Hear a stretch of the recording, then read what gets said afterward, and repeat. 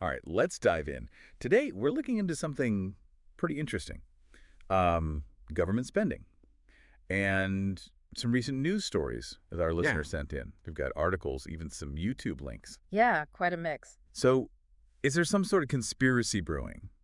Or is it just, the usual internet buzz? Well, what strikes me is this idea that inefficiency in government might be so huge that some people are calling it a conspiracy. Hmm. We're seeing this clash between, traditional power structures and people who are really challenging the status quo. And figures like Elon Musk, they're adding fuel to the fire. Right. And right in the middle of it all is this new Department of Government Efficiency. Yeah. DOGE, everyone's calling it. That's right. I mean, come on, that name's from a meme coin. The irony is definitely there. Yeah. But what makes this really interesting is that Musk himself has actually said that DOGE is a real threat to all this bureaucracy.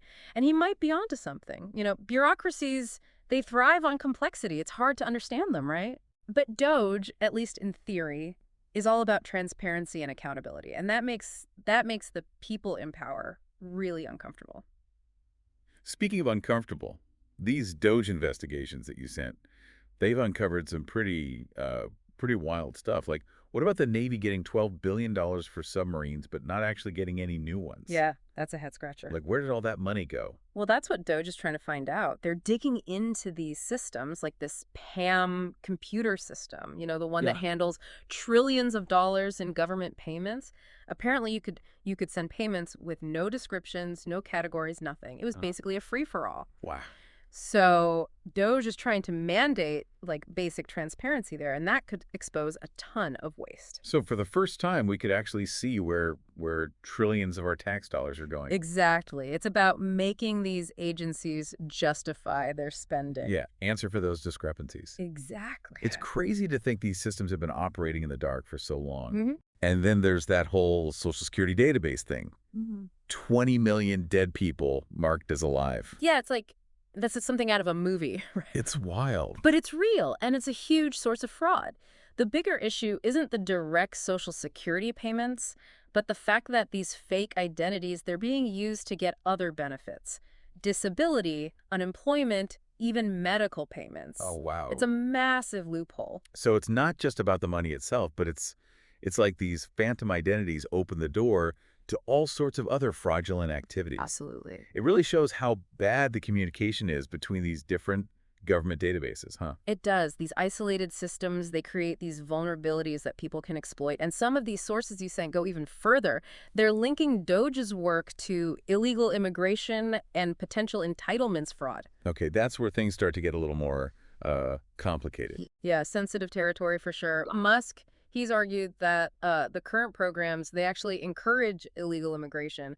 And he said that the Democratic Party, they benefit from this. He believes that if we eliminate fraud in these programs, we'd see less illegal immigration and less of that political advantage. Yeah, those claims are definitely stirring things up. Just look at the reactions in some of these articles. Accusations of media bias, even propaganda flying around from both sides. What's interesting is the lack of coverage about DOGE's findings in a lot of the mainstream media.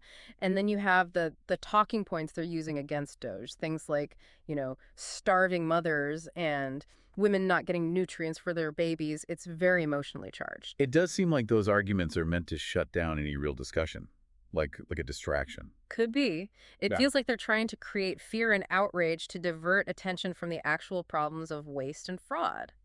And speaking of things that get people riled up, the Epstein case keeps popping up. Yeah. These sources point out that there's been no progress in releasing those files, and the JFK files for that matter, even though the current administration promised to release them. So is there a connection here? Are we seeing a pattern of lack of transparency and accountability? That's a good question to think about. Why the holdup on these files? Is it to protect powerful people? Is evidence being destroyed? These are all questions that deserve answers. This all ties back to what some people are saying about a deep state.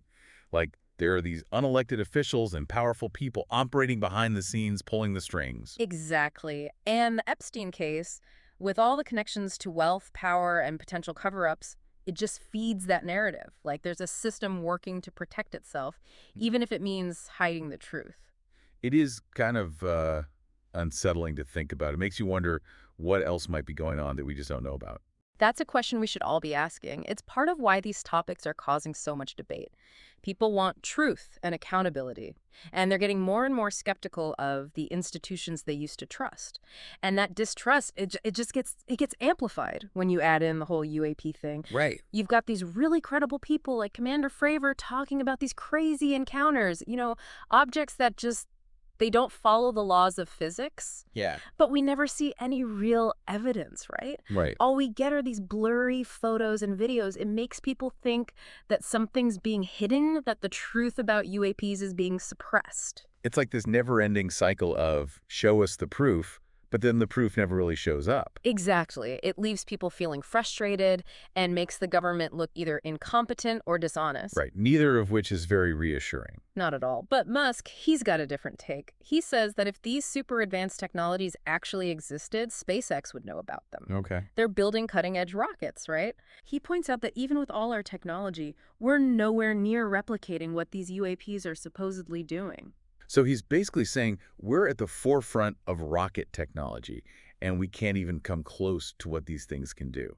Pretty much. But then, couldn't it also be possible that these government programs, if they exist, are so secret that even SpaceX wouldn't know about them? Right. Yeah, that's a good point. Maybe there are levels of secrecy that we can't even imagine. Exactly. But then that raises another question. If this technology is so advanced, why haven't we seen any hints of it anywhere else? Hmm. You'd think such breakthroughs would impact more than just propulsion, right? Yeah, that's true. Maybe it's something completely different, something we haven't even thought of yet. Maybe. Possibilities are pretty intriguing. Speaking of pushing the limits of technology, you mentioned SpaceX is facing some big challenges with their Starship program, especially with the heat shield. Oh yeah, those fiery reentries. Building a heat shield that can be reused over and over again, for a spacecraft as big as Starship, it's a huge challenge. It has to handle temperatures over 3,000 degrees Fahrenheit during reentry, but it also needs to be lightweight and flexible. It's pushing the boundaries of what's possible with materials and manufacturing. No wonder they've had some explosive setbacks. For sure. They've basically had to become their own supplier for these specialized heat shield tiles. They're controlling the entire manufacturing process from start to finish. Wow. It shows how complex this is and how committed SpaceX is to finding a solution. Why is this heat shield so important for SpaceX's overall mission? It's the key to making Starship fully reusable, and that's what will make space travel cheaper and more accessible. Okay. Musk sees Starship as the way for humans to become a multiplanetary species, and reusability is essential for that to happen. It's incredible to think about how this technology could change things in the long run. So we've got government, potential corruption, mysterious UAPs, and the race to conquer space. Quite a list. And the sources you said, they also dive into artificial intelligence, another big one. Yeah, that's where Musk's worries about AI become really important. He was one of the people who started OpenAI. Right. Their goal was to develop AI that was safe and beneficial. But he's gotten more and more disillusioned with them. Okay. They switched from being a nonprofit to a for-profit company. And he doesn't agree with their approach to AI safety anymore. Which led him to create his own AI company, Grok AI, right? Exactly. What makes Grok different? What's he hoping to achieve? Grok is all about being a truth-seeking AI. Interesting. It's designed to find and present information accurately without bias or manipulation. Ambitious. It is, but the potential for bias in AI, it's a big concern. We've seen it with both OpenAI and Google's Gemini. Their AIs, they were programmed with specific agendas or trained on data that was already biased. Oh, like those AI images of the founding fathers, all diverse, and the female Nazi soldiers? Yeah, it's like they're trying to rewrite history to fit a certain narrative. Yeah. It shows how AI can be used to push certain ideologies, even if they're not true. And that can be really harmful because it can distort how people see the world. Musk is going head-to-head with these big tech companies and their approach to AI. I'm not surprised he's getting a lot of pushback for it. The personal attacks and threats he's facing are really worrying. They're calling him a Nazi for exposing corruption and supporting free speech. It's like they're trying to discredit him by using the very tactics they claim to be against. But is it really about his views on AI? Or is there something more to it? It's hard to know for sure, but it does make you wonder if his work with DOGE and his willingness to challenge powerful people has made him a target. He's even said he's worried that pushing too hard against corruption could put his life in danger. It is a scary thought. And it reminds me of something else you sent us. the attempted assassinations of former President Trump. There were two, weren't there? Hmm. Remind me about them. Yeah, the first one was caught on camera, live. This young guy with a gun on a rooftop aiming at Trump during a rally.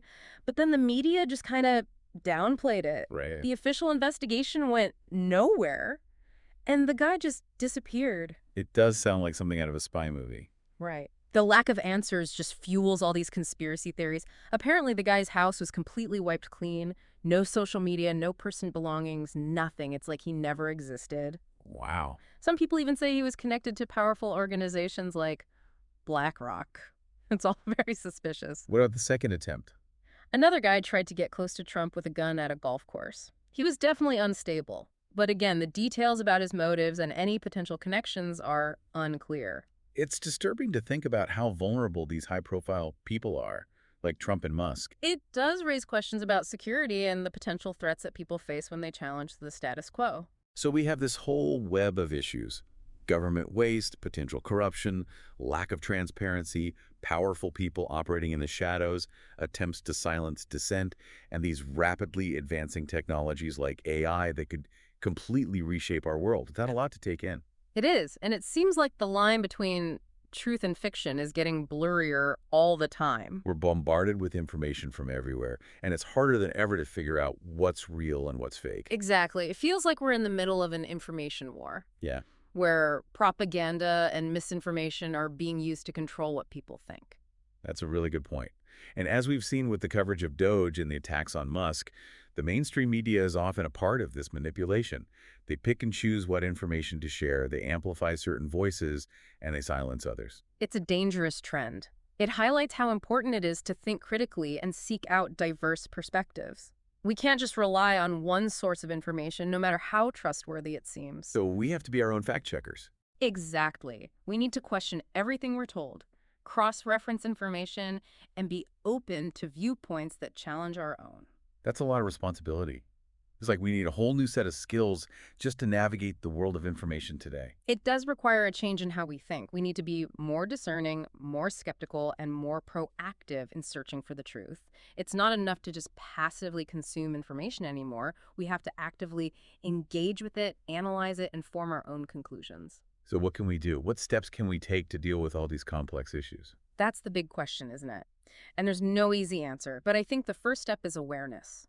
We need to recognize how widespread these problems are. The government waste, the lack of transparency, the potential for corruption, the manipulation of information. Once we're aware, we can start taking action. Okay, awareness is key. Yeah. But what comes next? Action, definitely. Awareness is just the beginning. We need to turn that awareness into something tangible. We can support organizations like DOGE that are fighting corruption and promoting transparency. Yeah. We can demand accountability from our elected officials. We can hold the media accountable for their reporting. And maybe most importantly, we can engage in civil discourse, share information responsibly, and encourage others to think critically. So it's about personal responsibility, staying informed, and participating in the process. But what can we really do as individuals? It feels like we're up against these huge, powerful systems. It's a lot to absorb, for sure. So if we step back, look at the big picture, what do you think is the most important thing we've uncovered? I think it's this feeling of, like, distrust. Like, people are realizing that things aren't what they used to believe. Right. It's like a crisis of faith in our institutions, the government, the media, big tech. Yeah, definitely. And it all comes down to a lack of transparency, a feeling that power is being abused, and this idea that the people in charge aren't really working for us. You mentioned DOGE and their work on government waste and fraud. Do you think this is just like the tip of the iceberg? It's hard to say for sure, but it could be, right? I mean, DOGE is pretty new, and they've already found so much. It makes you think there might be even bigger problems hiding under the surface. And the way they're being pushed back by some people, it definitely suggests that some powerful forces want to keep things quiet. Exactly. We talked about these attempts to silence people who speak out, especially those who criticize the system. What does that say about free speech and open debate these days? It's a worrying sign. A healthy democracy needs people to be able to share their ideas, even if those ideas are unpopular or challenge the people in power. Right. When we see attempts to shut down certain viewpoints or discredit people who hold them, it weakens the whole system.